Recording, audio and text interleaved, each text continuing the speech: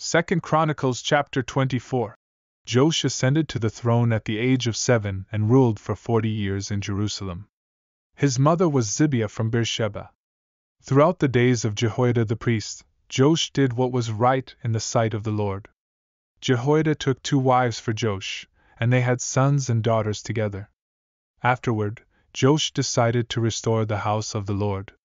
He gathered the priests and Levites and instructed them to go throughout Judah and collect money annually to repair the house of God. However, the Levites did not hasten to carry out this task.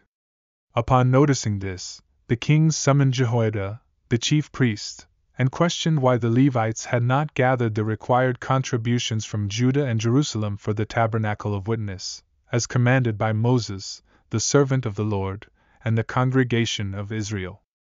Joash explained that the sons of Athaliah, a wicked woman, had desecrated the house of God and given its dedicated offerings to Baal. In response, a chest was made and placed outside the gate of the house of the Lord. A proclamation was issued throughout Judah and Jerusalem, calling upon the people to contribute to the Lord the collection required by Moses in the wilderness. The princes and the people gladly responded, contributing until there was an abundance of money. When the chest was brought to the king's officials by the Levites and found to contain a substantial amount, the king's scribe and the high priest's officer emptied it and took it back to its place. This process continued daily, accumulating money in abundance. King Joash, along with Jehoiada, allocated the funds to those responsible for the service of the house of the Lord. They hired masons, carpenters, and craftsmen in iron and bronze to repair the house of the Lord. The workers diligently completed the tasks, restoring the house of God to its original state and reinforcing its structure. When the work was finished, the remaining money was brought before the king and Jehoiada.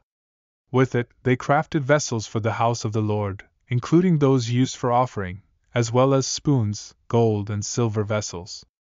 Burnt offerings were continually offered in the house of the Lord during Jehoiada's lifetime. As Jehoiada grew old and passed away at the age of 130, he was buried in the city of David among the kings, having done much good in Israel, both for God and his house. However, after Jehoiada's death, the leaders of Judah came to the king, and Joash heeded their counsel. Sadly, they turned away from the house of the Lord, serving idols and groves instead. As a result, wrath came upon Judah and Jerusalem for their transgressions.